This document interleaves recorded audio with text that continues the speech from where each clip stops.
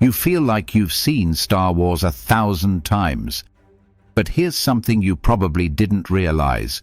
George Lucas didn't just invent this universe out of thin air. He had a secret cheat sheet, our own history, and he basically hurled it into space. And I'm not talking about some vague, artsy inspiration. I mean, he lifted specific events, warriors, and political schemes straight from our past to build his galaxy far, far away.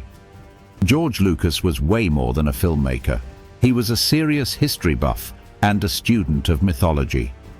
In interviews, he's been open about how history and mythology are the building blocks of Star Wars.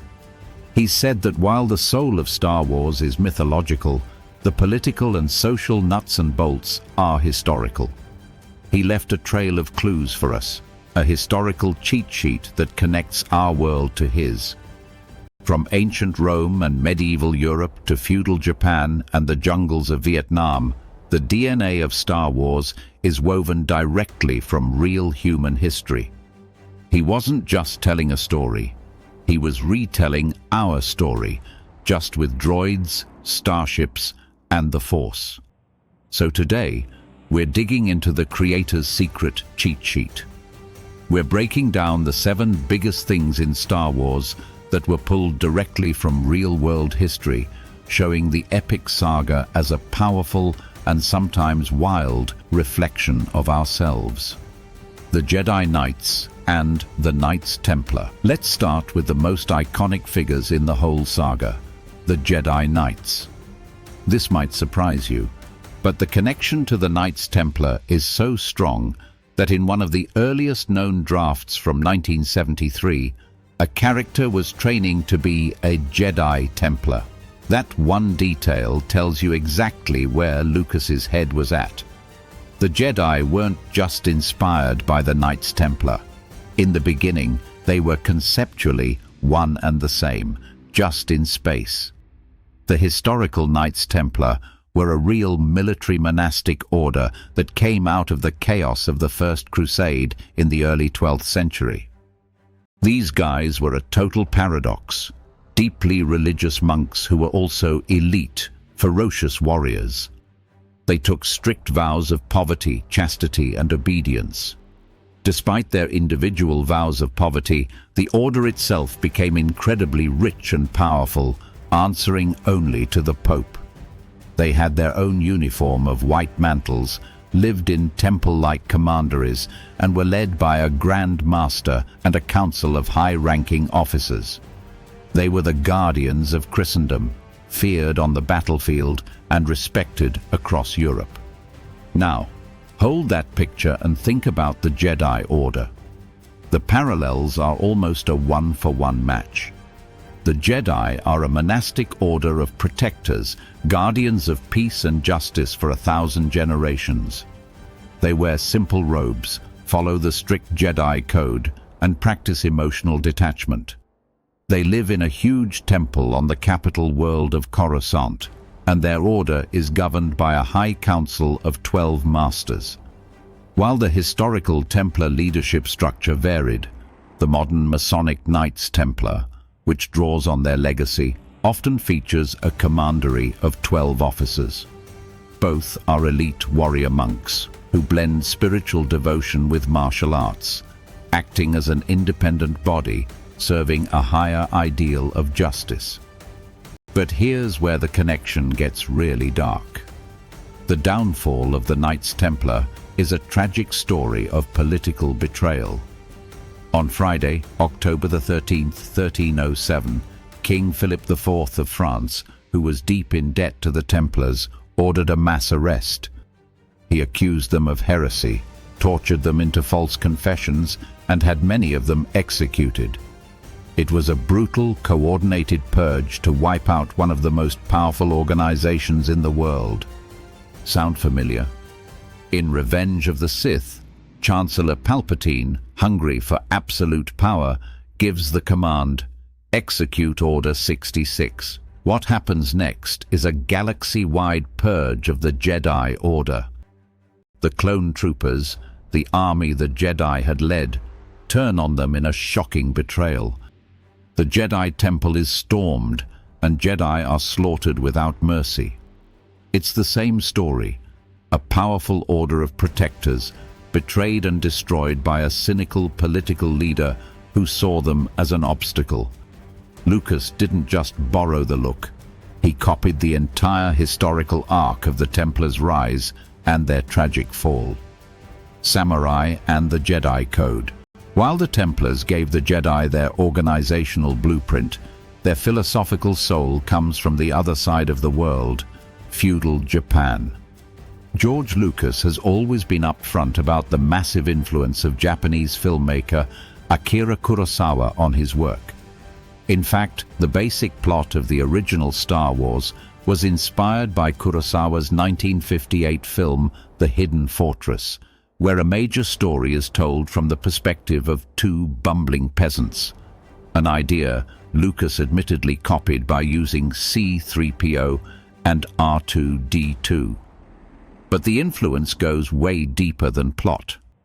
The very essence of being a Jedi is rooted in the samurai.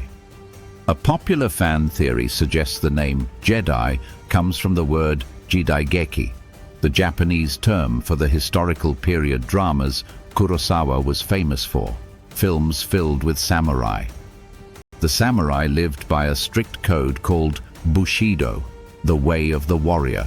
Bushido wasn't just about sword skills, it was a whole ethical framework emphasizing honor, loyalty, self-discipline, and a calm acceptance of death.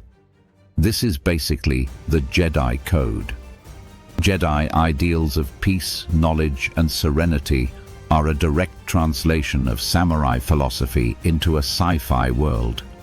The samurai were peacekeepers, using their blades to defend the innocent, just as the Jedi were guardians of the Republic.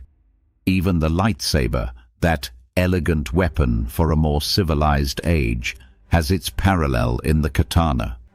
For a samurai, the katana was more than a weapon. It was his soul. These swords were specially made, passed down for generations, and treated with spiritual reverence. The lightsaber ceremony in the Clone Wars, where a youngling finds their kyber crystal and builds their unique weapon, perfectly mirrors this deep connection between a warrior and his blade. And then there's Darth Vader. His iconic design, from the helmet to the cape, wasn't born in space. It was born in 16th century Japan from samurai armor. Early concept art by Ralph McQuarrie makes this connection crystal clear. Many fans and historians believe Vader was inspired by a real historical figure, Date Masamune, a famously brutal warlord known as the One-Eyed Dragon. Masamune was known for his all-black armor and a terrifying helmet designed to intimidate his enemies. Like Anakin Skywalker, Masamune had a rough youth. He lost sight in one eye to smallpox as a child. This fueled a ruthless ambition that made him one of Japan's most powerful rulers. Both Vader and Masamune are figures of immense power, defined by their intimidating armor, physical impairments, and tragic histories. The fall of the Republic and ancient Rome. If the Jedi are a mix of knights and samurai, then the politics of Star Wars is, without a doubt, ancient Rome in space. The entire political story of the prequel trilogy, the slow, sneaky decay of a democracy into a dictatorship, is a deliberate retelling of the fall of the Roman Republic. The story is hauntingly familiar. The Galactic Republic, like the Roman Republic, is a sprawling, ancient democracy run by a senate. But by the time we see it in The Phantom Menace, it's bloated, corrupt, and tangled in red tape, making it easy to manipulate. A clever and ambitious politician, Senator Palpatine, starts exploiting the system's weaknesses. His rise to power mirrors several Roman figures, most notably Julius Caesar and his successor, Augustus. Just as Palpatine orchestrates a crisis, the blockade of his own planet, to gain sympathy and force a vote of no confidence, Roman politicians would manufacture threats to grab power. Palpatine gets elected Supreme Chancellor, promising to restore security. The key moment happens in Attack of the Clones. Facing a separatist threat that he secretly created, the Senate gives Palpatine emergency powers. This is straight out of the Roman playbook. In crises, the Roman Senate would grant an individual near absolute power. These powers were supposed to be temporary, but they set a dangerous precedent. Both Augustus and Palpatine justified their rule by claiming they were saving the Republic, all while keeping up the appearance of the old government. Augustus never called himself a dictator.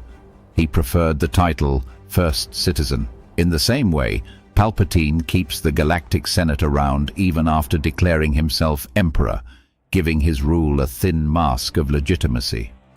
Padme Amidala's famous line from Revenge of the Sith says it all. So this is how liberty dies, with thunderous applause. It wasn't a violent takeover. It was a willing surrender of freedom for the promise of security. The Republic wasn't conquered, it was given away. Pod racing and chariot racing. Let's switch gears from high politics to high-speed entertainment. The thrilling pod race in The Phantom Menace is one of the most memorable parts of the movie. But that insane race through the canyons of Tatooine isn't as alien as it seems. Its inspiration is over 2,000 years old, the chariot races of ancient Rome. The Mos Espa Grand Arena is a clear homage to the Circus Maximus in Rome. The Circus Maximus was a colossal stadium, the largest in the Roman Empire, holding over 150,000 spectators, with some estimates putting it much higher. It was the biggest entertainment venue in the ancient world, and its main event was chariot racing. These races were loud, chaotic, and incredibly dangerous. Crashes were common and often fatal, but the crowds loved it. It was the Super Bowl and Formula One all rolled into one. The parallels are obvious. You have the massive open-air arena packed with a roaring crowd. You have the high-stakes, high-speed race around a central median. You have rivalries, like between Anakin and the cheating Doug, Sebulba. Even the frantic betting surrounding the event feels right. Filmmakers have openly acknowledged the pod race is based on chariot racing, and many have noted the scene's striking similarities to the legendary chariot race in the 1959 classic Ben-Hur. The chariots became pods, and the horses became roaring jet engines. But the core spectacle, a brutal death race for the adoration of the masses, is pure Rome. World War II, dogfights in space. When George Lucas was creating the space battles for Star Wars, he wanted something different. Most sci-fi at the time showed ships as slow, graceful vessels. Lucas wanted fast-paced, visceral action. To get it, he didn't look to the future. He looked back at newsreel footage of World War II dogfights. The duels between X-Wings and TIE fighters are modeled on real combat between Allied and Axis fighter planes. To get the pacing right, Lucas and his editors actually cut together footage from old Wabiwatu movies and used it as a placeholder. The movements, the tactics, the "on my six" chatter, it's all lifted from 20th century aerial warfare. The iconic Death Star trench run is a perfect example, echoing the famous Dam Busters raids, where pilots had to fly at low altitudes through heavy fire to hit a precise target. The inspiration even extends to ship design. The cockpit of the Millennium Falcon, with its multi-paned windows, was directly inspired by the nose of the American B-29 Superfortress bomber. It was all about grounding the fantasy in a reality audiences would instinctively recognize. This realism also applied to the sound. Legendary sound designer Ben Burt wanted an organic soundscape, not the usual electronic noises of sci-fi. He captured real-world sounds and manipulated them. That terrifying scream of an incoming TIE fighter. It's a combination of an elephant's roar and the sound of a car driving on wet pavement, digitally altered. The hum of a lightsaber was born from an old film projector motor and the feedback from a TV. Chewbacca's roar is a blend of bears, walruses, and other animals. By rooting the sounds in real, earthly noises, they gave the galaxy a tangible, believable weight. The Empire and Nazi Germany. This is maybe the most direct and chilling parallel in all of Star Wars. The Galactic Empire, with its identical, faceless soldiers, its rigid hierarchy, and its totalitarian ideology, is a clear and intentional allegory for Nazi Germany. Lucas wasn't subtle. He used the visual and thematic language of 20th century fascism to create his ultimate villains. The most obvious connection is the Stormtroopers. The name itself is a direct lift. The original Stormtroopers, Sturmtruppen, were elite German soldiers in World War I, and the name was later adopted by Hitler's paramilitary wing. The identical white armor serves the same purpose as a uniform, to erase individuality and create the impression of an unstoppable, unified machine. The whole aesthetic of the Empire is steeped in Nazi iconography. The stark, imposing architecture on the Death Star evokes the monumental style of Albert Speer, Hitler's chief architect. The grey and black uniforms of imperial officers with their high boots are deliberately reminiscent of SS uniforms. The grand military rallies are staged to look like the infamous Nuremberg rallies, designed to showcase the overwhelming power of the regime. The political parallels are just as strong. Palpatine's rise from a democratically elected chancellor to an absolute dictator mirrors Adolf Hitler's own path. Both men exploited democratic systems, using a manufactured crisis, the Reichstag fire for Hitler, the Clone Wars for Palpatine, to justify seizing emergency powers and suspending civil liberties. The Empire's humanocentric ideology, which treats alien species as inferior, mirrors the Nazis' racist doctrines. And Order 66 has a direct parallel in Hitler's Night of the Long Knives, where he purged his own political rivals to consolidate control. By drawing on these powerful historical analogies, Lucas created a villain that resonated with the very real horrors of our own recent past. The Vietnam War and the Battle of Endor. Finally, we get to the climactic battle of the original trilogy. On the surface, the Battle of Endor in Return of the Jedi is a classic David versus Goliath story. But for George Lucas, this battle was a personal commentary on the conflict that defined his generation, the Vietnam War. Lucas, who came of age during the war, was vocally opposed to it. He saw it as a powerful, technologically advanced nation trying to impose its will on a smaller, less developed one. In a conversation with James Cameron, Lucas was blunt about the allegory, explaining that when he created the conflict, the rebels were the Viet Cong. He saw the conflict in stark terms.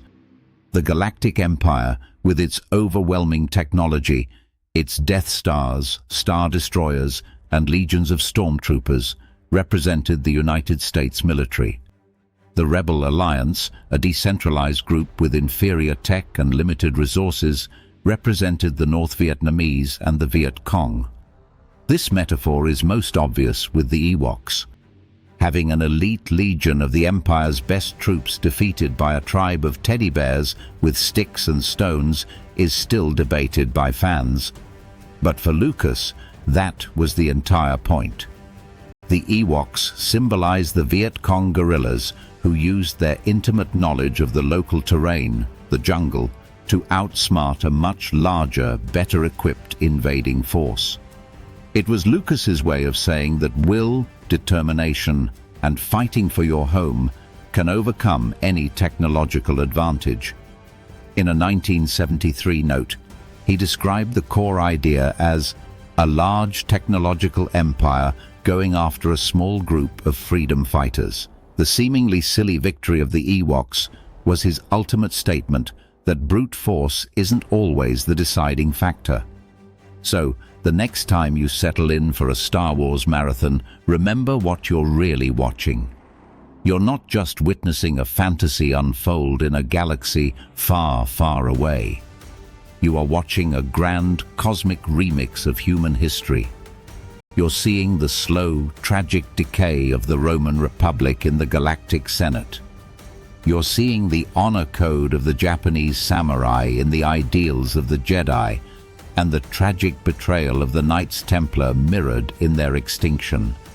You're seeing the terrifying aesthetics of Nazi Germany in the Empire's uniforms and the guerrilla tactics of the Vietnam War in the forests of Endor.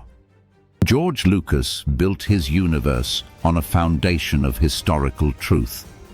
He understood that the most powerful stories are the ones that feel real, even when they're filled with aliens and laser swords.